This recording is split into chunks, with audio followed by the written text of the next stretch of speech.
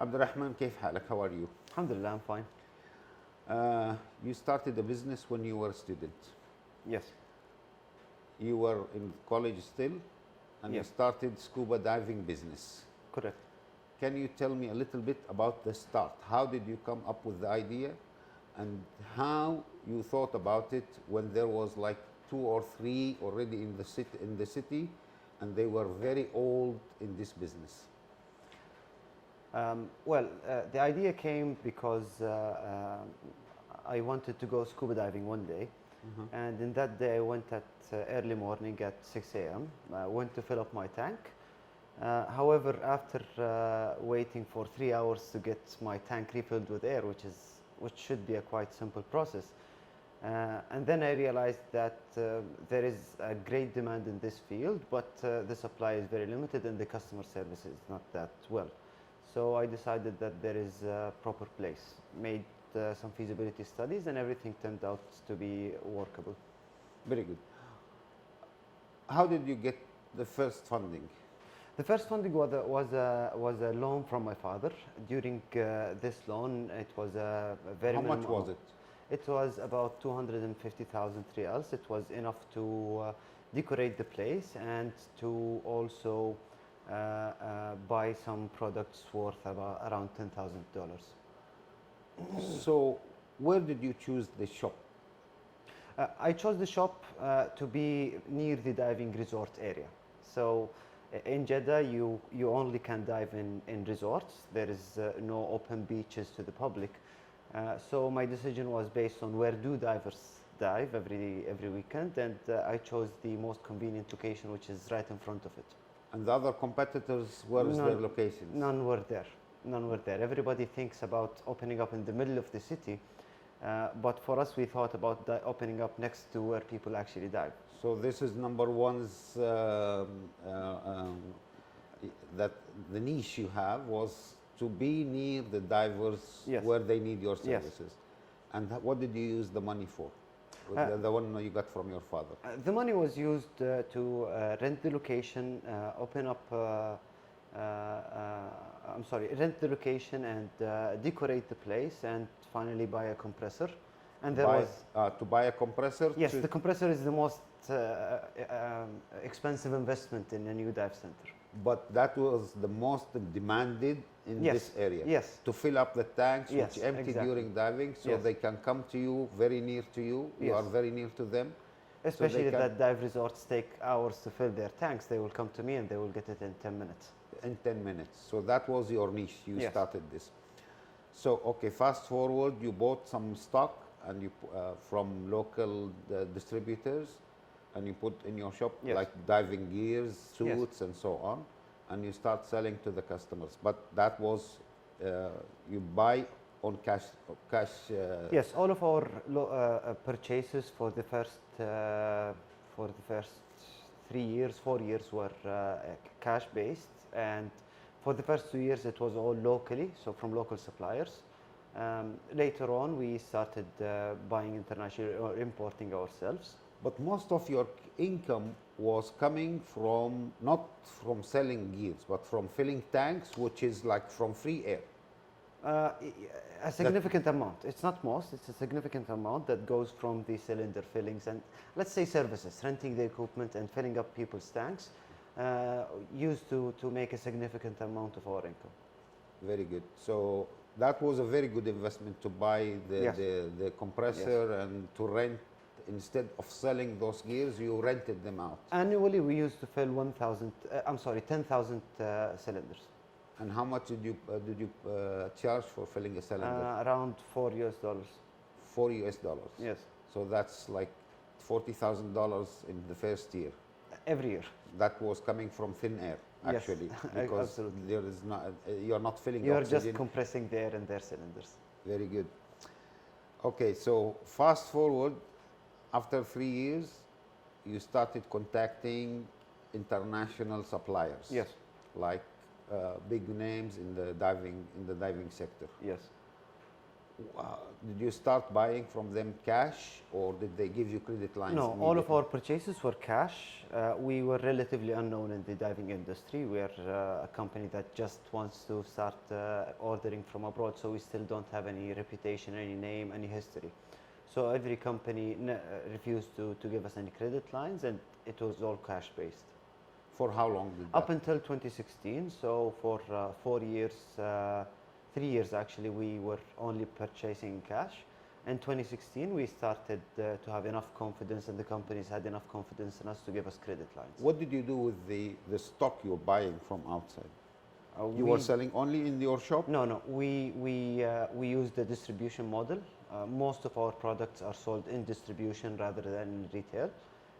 If you want to move better quantities and really be able to access better prices, it has to be through distribution. Which other competitors did not have these channels?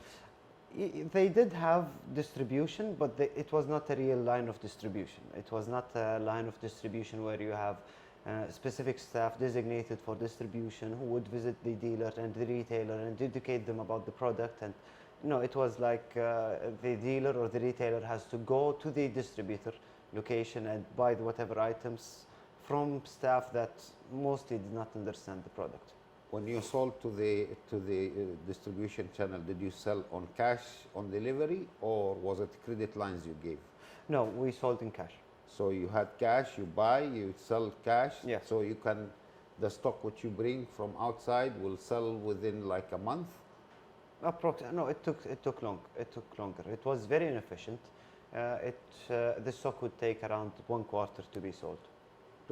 But then by time you learned how to move them faster and faster. Yes. After that, like on 2017, you started asking for credit lines from 2016, we started to get credit lines. This allowed us to expand our stocks better. So what did you do with these credit lines?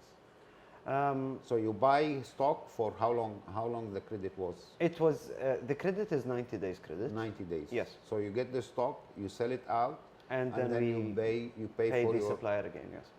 And how many suppliers were giving you credit lines like this? Two credit. Yes. And they were like major brand names in this industry. Yeah, they are the largest. Yes. They are the largest. Yes. So your stock would move very fast. So you will get the stock from the supplier. Most of it will go to distribution channels on cash on delivery. On cash basis, yes. And you sell them the rest to regular coming in customers, walk-in customers, yes. Also in cash. Yes. So you would have a very high cash flow. You can say yes. Plus filling up the gas cylinders, which is the services, yes. which is also pay in advance services. Of course. Okay, great. Moving forward, you had a fire in your warehouse in 2017. Yes. Which took most of the stock you had. True. It's a majority of the stock. Give me a little bit about this. We had a fire in the middle of 2017. It took over all of our main warehouse, which left us only with whatever we had left at our showrooms, which is something that cannot last our company's demand for a month. What about the cash revenues? We did not have cash reserves that would last us a month. Very good. Okay.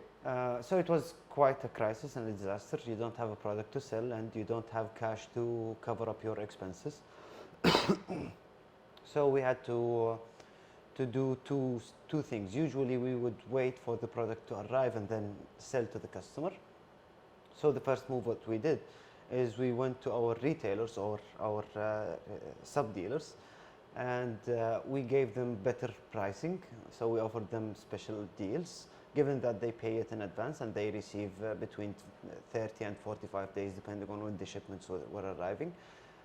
So if they order with us, if they place the order with us, they will get a privileged price. So this gave us some very good and large orders that were able to help us start compensating for the stock that we lost. On the other hand, that was not enough at the end of the day, because it couldn't cover up all of our stocks, because now our priority is to refill the stocks, and we had to somehow cover any shortages that we had from the orders, and to also cover up our expenses as well. So that came through the Try Diving Experience program. So you started a diving experience program. Yes, at the beginning for the first 6 years, 5 years, 6 years actually. For the first 6 years, we were dependent on selling dive courses, where you have to learn how to become a scuba diver and get certified. This is a little bit expensive, a little bit costly, and it also has another expense which is hidden, which is time commitment. It takes about 1 week to become a scuba diver. So this is two things in one. It requires a significant investment on the customer end, and it requires also a significant time investment. The other option, which we have never thought about, and it's not a model that's working in Saudi Arabia, that we give people the dive experience. So it's not, we teach you how to become a scuba diver. What does a dive experience means? A dive experience is you trying scuba diving for example, half a day program, and you come with us. We teach you a little bit of academics, a little bit of the skills in the swimming pool, and then we take you for one dive where you can enjoy the Red Sea, see the corals, the reefs, come back with pictures. So it's I would say it's more of a tourism program. It's not for someone who wants to become a diver, but for somebody who wants to experience what diving is and how it feels like. How much did you charge for that? We charged 500 riyals for that, and that's About $150. approximately. So they would come, pay you cash, they will go for a half day for a little bit of Exactly. a small course, and then go to a dive, and then Yes. enjoy the Yes. day, and then they can finish and they go home. Yes, they take their pictures. How their many certi- people you had in the first batch, which you, after your I would announcement? I would say we had between 11, 12 to 17 persons per day per weekend. Wow. So we had a very significant number, yes. So that also generated cash flow for you to It, run. as I said, we needed some source to cover the remaining money that we needed. Yes, the dealers did place orders with us, but that's not enough to replace our stocks. And it's also whatever profits we made, we kept it at the orders. So we ordered for ourselves with it. So we needed something to enlarge our orders, then buy more stock and cover our expenses, and that was able to do it. And that program grew from 2017 till today. Yes, it grew So quite. now from 17 persons per weekend till to how many We persons? still maintain the highest of 15 to 17 per weekend. That's because of the capacity of the dive resorts, the shop limited space. However, we don't just do it in weekends now, we do it every day. So the customers will fly in from various cities now, from around the kingdom, from outside Saudi Arabia. And we've seen so many customers who had the opportunity to either come to Jeddah or travel some other GCC country, and they would choose to travel to just do the program with us for 1 or 2 days and come back home. Very good. So So that now, yes, it generated a grew. lot of cash Yes. for you to keep Yes. running. And Current- so it didn't. Exactly. You did not have so to shut the program down or- grew, but not in how many persons per day. It's by how many busy days we have. So now there was a very nice cash flow every day, which was also Yes. depending on pay in Absolutely. advance model. Absolutely. And now it is growing, so your stock now is completely regained. All what you Yes. have lost, you came back with from the credit lines and Yes. the cash in advance Yes. from sub-dealers and distributors, and also still running the dive experience every day, Exactly. plus the courses which you still going, Yes. which you are giving to your customers, Yes. right? Very nice, very nice. When you started the business, what kind of unknowns that you thought you would, or things that you didn't know about this business, and then you face them, and then you have to think about a solution for them? Well, there are multiple unknowns, at least for what I've seen in my industry. First of all, it's a very small industry, so getting qualified human resources is not easy. It's not easy to find the right staff to do sales or to do training. It's a very difficult process, and not every person who is a salesman or who is an instructor can teach a diving experience program, for example, or can sell properly scuba equipment. Also, I realized that I would say government procedures can sometimes kill any project. We tried to expand once into a different city, which is Yambo City, and it took us 8 months to finish the government paperwork. So I realized that now, whenever we wanted to expand, we account for 1 full years of expenses for the new location if we are opening up a new location. And that will cost a lot, or just the time That's a lot of consuming? cost. That's running cost, full cost of a location with all of its staff ready to work, but it's But on for hold. like to getting licenses and so Yes. on, does it take long Yes. time? But do you have to pay money for government to get those licenses? No, government fees are very minimal. They're almost negligible, but your operating expenses are there. Okay. Do you think there is any other questions that I did not ask you and you think you might have some information about? I believe that all of these questions were quite covering to the point. The Try Scuba Diving, or I would say the diving experience programs, are a program that we tried at the beginning and we like it so much. And right now we have a part of the expansion that I did not mention is that we rented a new location now. We haven't yet started working it. We're just waiting for the season to finish. But just for the sole purpose of increasing the capacity and enhancing the customer experience. No, very nice. So if we would say selling services, I would say, is one of the items that we never thought that these will be the core business or one of the core pillars of the business. So now, what is your rank in the market between others? We like to believe we are amongst the best. We know that we are the first in regards of training. We like to think that we have the brands or that are the best sellers in the market.